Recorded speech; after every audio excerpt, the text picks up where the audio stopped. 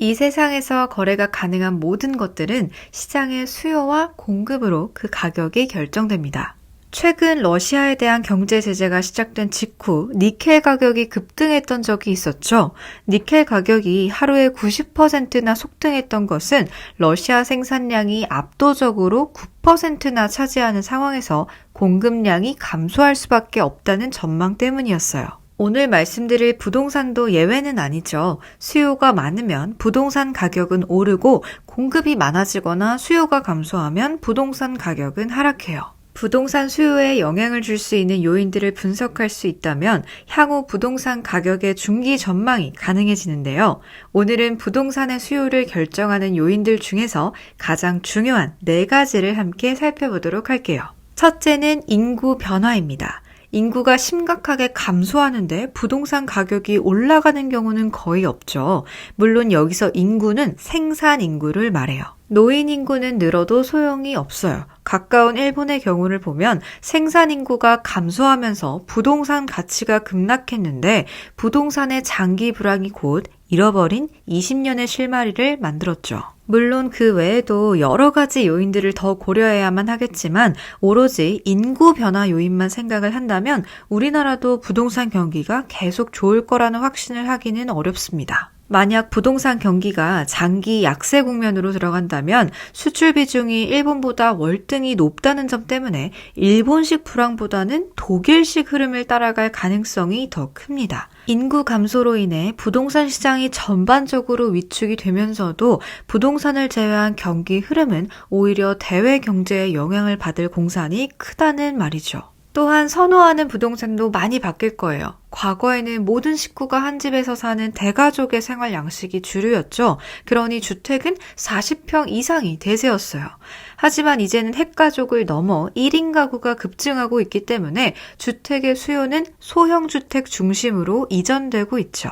또한 집에서 학습할 수 있는 다양한 매체들이 발달을 하면서 부동산 선택 기준에서 학군보다는 창밖으로 보이는 조망이 더 중요할 수 있겠죠.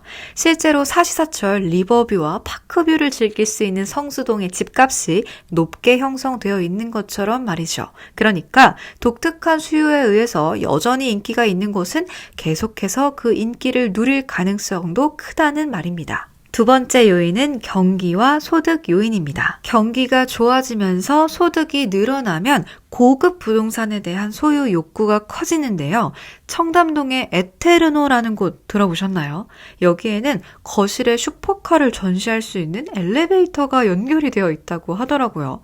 거실에 슈퍼카를 전시하는 게 대체 무슨 의미가 있을까 생각하는 사람도 분명 있겠지만 인간의 욕심은 끝이 없으니까 계속해서 독특하고 남들은 가지지 못하는 것을 추구하겠죠. 아무튼 특히 국민소득 전체가 점차 상승하면 더 나은 환경을 선택을 하게 되는데 이때 새롭게 선택되는 집을 부동산 경제학에서는 정상재라고 하고 버려지는 집을 열등재라고 합니다. 열등재와 기펜재를 혼용해서 쓰는 분들도 있는데요. 이 둘은 전혀 다른 의미예요. 열등재는 소득과 수요의 개념입니다. 소득이 높아지면 버려지는 집이라는 측면에서 열등재가 맞는 표현일 거예요. 기펜재는 수요와 유용성의 개념인데요. 잠깐 보충 설명을 한번 해볼게요. 소득이 늘어나서 자동차를 구매한다면 자동차는 정상재가 되고 자동차를 선택함으로써 버려지는 열등재는 버스가 되겠죠. 그럼 기펜재는 뭘까요? 요즘에는 고무신을 신는 사람이 거의 없죠. 또 연탄을 난방용으로 사용하는 사람도 거의 사라지고 있어요.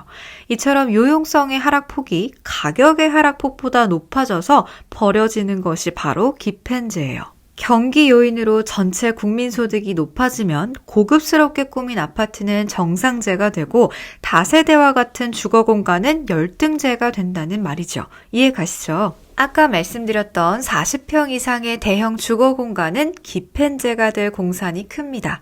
생활 양식이 완전히 바뀌면서 전체 수요가 소형 주거공간으로 집중될 수밖에 없기 때문이죠.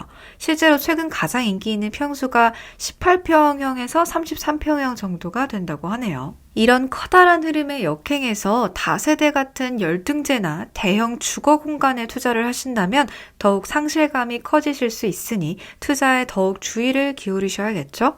세 번째는 정부의 부동산 정책입니다. 바로 예를 들어볼게요. 대부 비율, 주택담보대출 비율을 60%에서 40%로 낮추었다고 가정을 해보죠. 이건 1억 원짜리 주택을 구매하면 6천만 원까지 대출해 주었던 걸 4천만 원까지로 제한한다는 말인데요. 그럼 1억 원짜리 주택을 매수하기 위해서 매수자는 2천만 원을 더 만들어야 하겠죠. 당연히 부담이 늘어날 수밖에 없고 부동산 경기는 단기적으로 위축될 수 있습니다. 또한 총 부채 상환 비율이 60%에서 40%로 하향했다고 해도 부담이 더 늘어날 수 있는데요. 연봉이 5천만 원이라면 총 원리금 상환액의 한도가 60%일 때 3천만 원, 40%로 하향되었을 때는 연간 2천만 원으로 대출이 허용된다는 말이에요. 이해 가시죠? 요즘에는 DSR을 더 많이 쓰는 것 같아요. 총 부채 원리금 상환 비율이라고 하는데요. 소득을 기준으로 하는 대출 규모예요. 대출 받는 사람의 전체 부채 원리금 상환액을 소득으로 나눠보는 비율이죠. 아무튼 이번 정부에서 부동산 가격이 너무 오르다 보니까 DTI보다 한층 강화해서 추가 대출을 어렵게 만들었었는데요. 이렇게 되면 전체 부동산 시장에서 주택을 구매할 수 있는 자격이 되는 사람들이 줄어들기 때문에 주택에 대한 수요가 줄어들게 됩니다. 하지만 이런 정책들도 통하지 않을 정도로 집값이 폭등했죠. 그건 화폐를 너무 많이 발행했기 때문이었어요. 우리나라만 주택가격이 상승했던 것이 아니라 세계적인 흐름이었으니까요. 마지막은 부동산에 대한 상승 기대감입니다. 부동산은 공급이 부족하다고 해서 공장에서 막 찍어낼 수가 없잖아요. 이런 독특한 특성 때문에 부동산 경기는 빠르게 상승했다가 빠르게 꺼지는 경향이 있어요. 뭔가 조금만 수요가 강화될 조짐이 있으면 가격이 빠르게 움직이려는 속성이 있기 때문이죠. 그래서 부동산 경기는 대개 오르나? 라고 생각을 하는 순간 빠르게 상승하는 편이에요. 이런 집중된 수요가 지나고 나면 부동산은 한동안 침체할 수 있어요. 워낙 고가이기 때문에 수요가 한도 끝도 없이 지속될 수는 없기 때문이죠. 그래서 부동산은 성격이 매우 급하다. 경기의 흐름에 비해 좀 더 빠르게 오르고 좀 더 빠르게 하락을 하기 때문에 최고의 호황 때 침체를 준비해야 하는 것이 바로 오늘 말씀드린 이 부동산입니다. 자, 오늘은 부동산 수요를 결정하는 가장 중요한 요인들에 대해서 함께 공부를 해봤는데요. 부동산 하면 너무 멀게만 느껴져요 라고 하시는 분들도 분명히 많으신데 오늘은 조금 친해지셨기를 바랍니다. 부동산에 관한 영상은 이미 제 채널에 꽤 많이 있어요. 조금 더 다양한 부동산 관련 내용을 알고 싶으신 분들은 꼭 찾아서 들어보시기를 바랄게요. 아주 쉽게 설명 잘 해놨답니다. 그럼 오늘도 유익하셨다면 좋아요, 구독 눌러주시는 거 잊지 마시고요. 저는 다음 시간에 또 만나도록 하겠습니다. 안녕.